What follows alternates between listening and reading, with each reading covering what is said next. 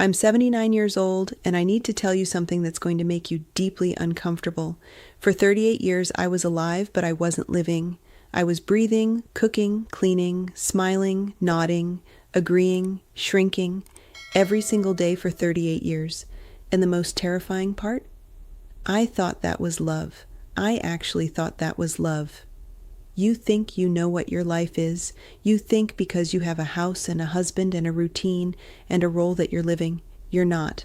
I wasn't. And the worst part isn't that I didn't know. The worst part is that somewhere deep down, underneath all the performing, I did know. I just didn't have the courage to admit it. My name is Carol. I'm 79 years old. And my life didn't start until my husband packed a bag, walked out the front door, and didn't come back. I was 38 years old. He left me for someone younger, someone easier, someone who hadn't yet been hollowed out by years of making herself small to keep a man comfortable. He left me, and it was the best thing that ever happened to me. I know how that sounds. I know you're reading that and thinking, she's bitter, she's in denial, she's rewriting history to make herself feel better. But stay with me, because what I'm about to tell you isn't about him. It was never about him. It's about what happens when you spend 4 decades disappearing, and then one Tuesday morning, the thing you were disappearing for walks out the door and leaves you alone with yourself for the first time in your entire adult life, and you realize you have absolutely no idea who you are. It was a Tuesday, March 1983. I remember it was raining, that specific kind of gray March rain that feels like the sky is tired. I was making oatmeal on the stove because that's what Raymond liked for breakfast. Not what I liked, what Raymond liked. I hadn't thought about what I liked for breakfast in so long I genuinely couldn't remember. He came downstairs with a suitcase, not a small one, the big brown Samsonite we'd bought for our honeymoon. He set it by the front door and he said, "Carol, I'm leaving. I've been seeing Diana for 2 years.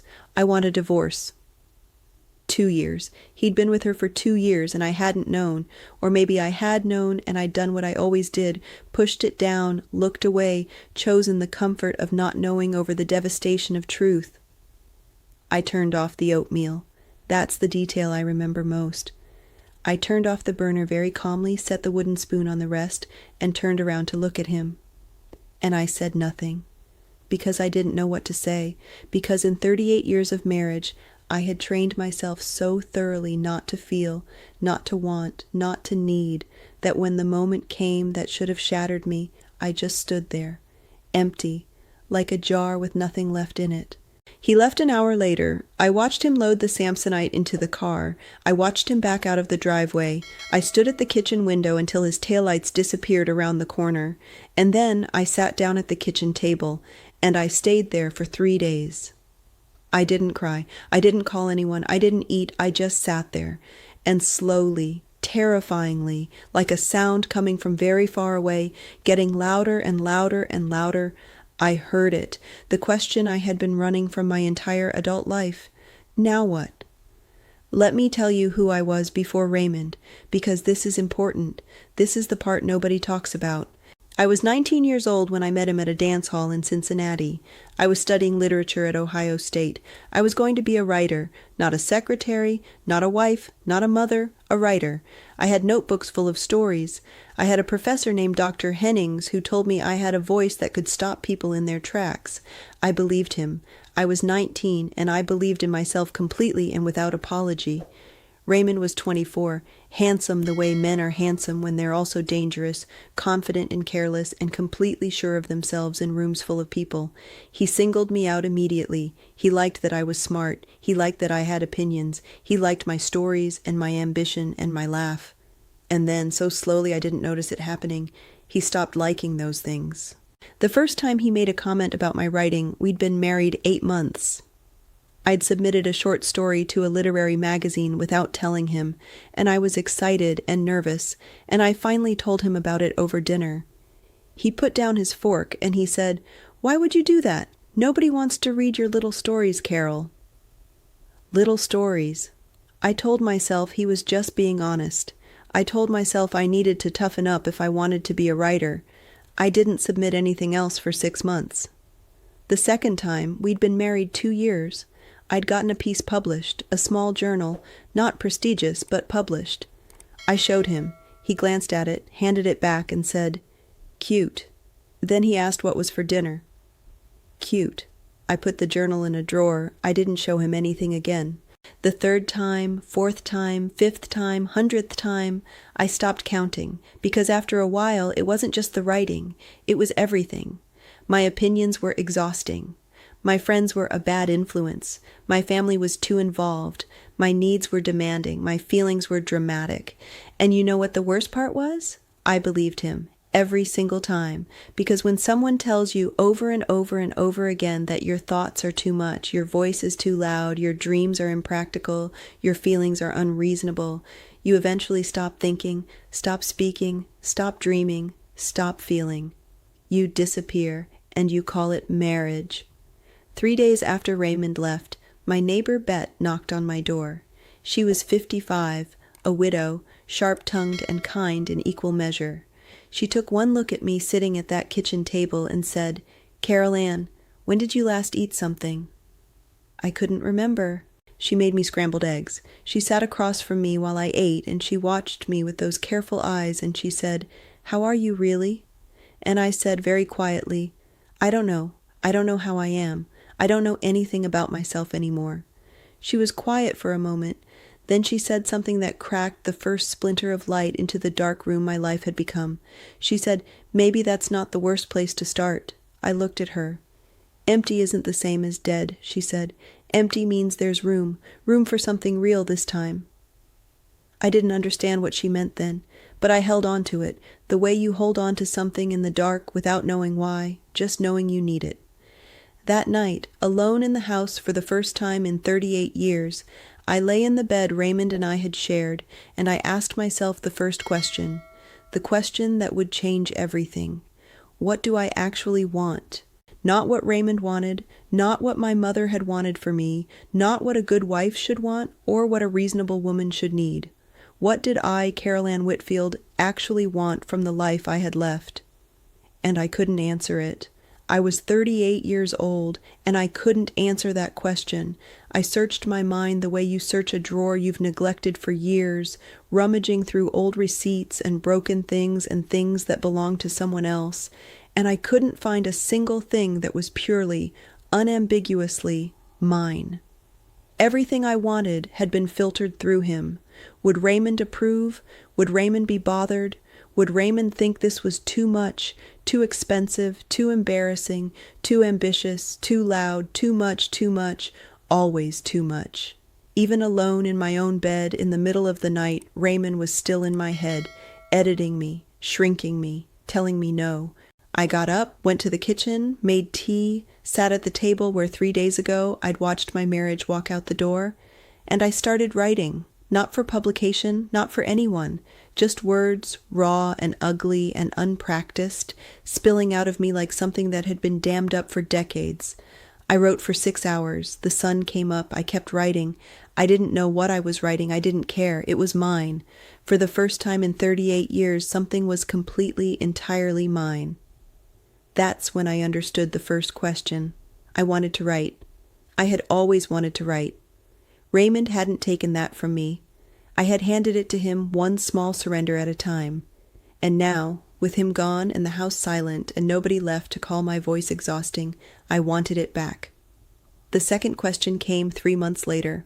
I'd hired a lawyer. I'd started the divorce proceedings. I'd told my mother, who cried and asked what I'd done wrong, which told me everything I needed to know about where I'd learned to disappear. I'd told my sister Patricia, who said "good riddance" so fast and so firmly, it made me laugh for the first time in months. I was cleaning out the bedroom, replacing the furniture, erasing his physical presence from the space. I pulled the bed away from the wall and found, between the bed frame and the baseboard, a notebook. Old, the cover soft with age, the pages slightly yellowed. It was mine, my handwriting on the cover, my name, Carol Whitfield, and the year 1962. I was 17 in 1962, before Ohio State, before Raymond, before all of it. I sat down on the floor right there and I read it. It was a story, a long one, half finished, about a woman who runs away from her small town to become a journalist in New York City. She was brave and reckless and funny and completely unafraid. She said exactly what she thought. She made people uncomfortable and didn't apologize for it. She wanted things loudly, unapologetically, without permission. She was me, the 17-year-old me, the me that existed before I learned that wanting things loudly was something to apologize for. And I sat on the bedroom floor of my emptied house and I read this story about a fearless girl, and I didn't recognize her at all. That's when the second question hit me like cold water. Who was I before I became what Raymond needed me to be? I called Patricia that night. Patricia was 2 years younger than me, but she'd always been the braver one, the louder one, the one who didn't smooth herself down to fit into smaller spaces. She'd been married once, briefly, left when it wasn't right, built a life on her own terms. I'd always quietly pitied her, the divorced sister, the one who didn't make it work. I understood now that I'd had it exactly backwards. Who was I asked her. Before Raymond, who was I really? Patricia didn't hesitate. You were the funniest person I knew. You were relentless. You argued about everything and you were right about half of it and you didn't care about the other half. You wanted to go to New York. You wanted to write for magazines. You applied to an internship at The Atlantic. Did you know that? You got it too. And then you met Raymond and you turned it down and you never mentioned it again. I hadn't remembered. I had actually genuinely forgotten that I'd gotten that internship, blocked it out, because remembering it would have meant sitting with the magnitude of what I'd given up. What happened to you? Patricia asked, quietly, not cruel, just sad. I made myself small enough to be loved, I said. The silence on the line was very long. You were never too much, Carol, she finally said. You were always exactly enough. Raymond just wanted less than enough. I went back through my life looking for her, the real me, the before Raymond me. She had loved Billie Holiday and old noir films and cooking things that were complicated for no reason except the pleasure of the challenge. She had walked fast and laughed loud and read 3 books at a time. She had strong opinions about architecture and weak ones about sports, and she'd never pretended otherwise. Somewhere in 38 years, she had gone completely silent. I started listening for her again, started asking not what Raymond would want, but what she would want. What would 17-year-old Carol think? What would she say? She would say, write the story, take up space, stop apologizing. So I did. I enrolled in a writing class at the community college. I was the oldest person in the room by 15 years. The instructor was 29 years old, younger than my boots, and she was brilliant. She read my first submission and she looked up at me across the table and she said, "Where has this been hiding?" "Inside a marriage," I said. She laughed. I didn't, because it wasn't funny. It was just true. I started going to readings at a bookshop downtown, little independent place called Wordsworth's, the kind that smells like old paper and good coffee. I started talking to people, real conversations, the kind where you say what you actually think instead of monitoring yourself for approval. I disagreed with people. I interrupted sometimes. I told a man at a reading that his interpretation of Flannery O'Connor was lazy, and I didn't feel bad about it for 1 second.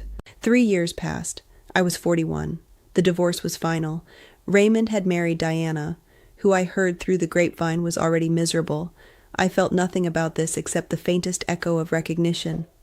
I had a small apartment now, my own space, chosen entirely by me. There were books everywhere, books stacked on the floor, books in the bathroom, books in the kitchen. Raymond had always hated books in the kitchen, said it was unsanitary. I had a cookbook open on the counter and a novel beside the sink, and I dared anyone to tell me it was too much. I was writing seriously now, submitting again, getting rejected constantly, and submitting again anyway. And then the third question arrived. It came in the form of a phone call from my daughter Melissa. I should tell you about Melissa. She was 16 when Raymond left, old enough to have witnessed everything, too young to understand it. She'd been angry at me, which I understood. Easier to be angry at the one who stayed than the one who left. We'd had years of difficult conversations, years of her working through what she'd seen and I'd allowed. She was 42 when she called me. I was 61. She'd been married to a man named Greg for 14 years. She called me on a Wednesday morning and she was crying. "Mom," she said, "am I your daughter?" "What kind of question is that?" I said. "Because I'm turning into you," she said, "the old you. I'm shrinking. Greg doesn't hit me or anything. Nothing like that. He's constantly disappointed in what I cook and how I look and what I say and how much space I take up. And I keep trying to fix it. I keep trying to be less of something so he can be more comfortable. And I called Patricia yesterday and she said, I sound like you did, the before version of you." I sat down. "You're right," I said. "You do." "What do I do?" she said. And that's when I had to ask myself the third question with everything I had, because I was about to tell my daughter how to live, and I needed to be absolutely certain I believed it myself. What was I willing to sacrifice to live as my true self? Because here's what nobody tells you when you start the journey back to yourself. The first steps are private. Writing in notebooks, taking classes, remembering who you were. That part is hard, but it's yours. The devastation comes when you start living your truth out loud, and the people who loved the performance realize the show is over.